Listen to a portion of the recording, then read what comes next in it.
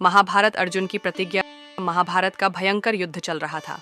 लड़ते लड़के अर्जुन रणक्षेत्र से दूर चले गए थे। अर्जुन की अनुपस्थिति में पांडवों को पराजित करने के लिए द्रोणाचार्य ने चक्रव्यूह की रचना की। अर्जुन पुत्र अभिमन्यु चक्रव्यूह भेदने के लिए उसमें घुस गया।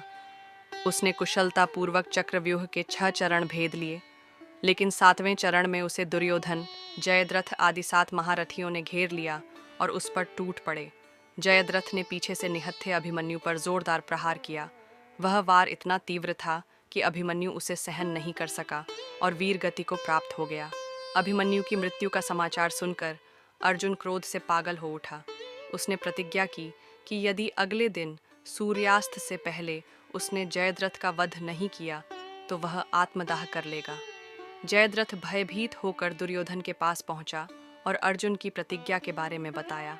दुर्योधन उसका भय दूर करते हुए बोला, चिंता मत करो मित्र, मैं और सारी कौरव सेना तुम्हारी रक्षा करेंगे। अर्जुन कल तुम तक नहीं पहुंच पाएगा, उसे आत्मदाह करना पड़ेगा। अगले दिन युद्ध शुरू हुआ। अर्जुन की आंखें जयद्रथ को ढूंढ रही थीं, किंतु वह कहीं नहीं मिला। दिन बीतने लगा। धीरे धीरे अर्जुन की निराशा बढ़ती गई। यह देख श्री कृष्ण बोले, पार्थ, समय बीत रहा है और कौरव सेना ने जयद्रथ को रक्षा कवच में घेर रखा है। अतः तुम शीघ्रता से कौरव सेना का संहार करते हुए अपने लक्ष्य की ओर बढ़ो। यह सुनकर अर्जुन का उत्साह बढ़ा और वह जोश से लड़ने लगे, लेकिन जयद्रथ तक पहुंचना मुश्किल था। संध्या होने वाली थी। तब श्री कृष्ण ने अपनी माया फैला दी। इसके फलस्वरूप सूर्य बादलों में छिप गया और संध्या का भ्रम उत्पन्न हो गया। संध्या हो गई है और अब अर्जुन को प्रतिज्ञावश आत्मदाह करना होगा। यह सोचकर जयद्रथ और दुर्योधन खुशी से उछल पड़े।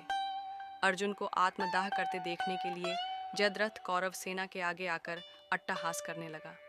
जयद्रथ को देखकर श्री कृष्ण बोले, पार्थ, तुम्हारा शत्रु तुम्हारे सामने खड़ा है। उठाओ अपना गांडीव और वध कर दो इसका। वह देखो, अभी सूर्यास्त नहीं हुआ है। यह कहकर उन्होंने अपनी माया समेट ली। देखते ही देखते सूर्य बादलों से निकल आया। सबकी दृष्टि आसमान की ओर उठ गई।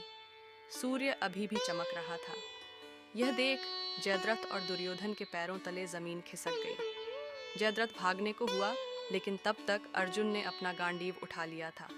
तभी श्री कृष्ण चेतावनी देते हुए बोले, हे अर्जुन, जयद्रथ के पिता ने इसे वरदान दिया था कि जो इसका मस्तक जमीन पर गिराएगा उसका मस्तक भी 100 टुकड़ों में विभक्त हो जाएगा।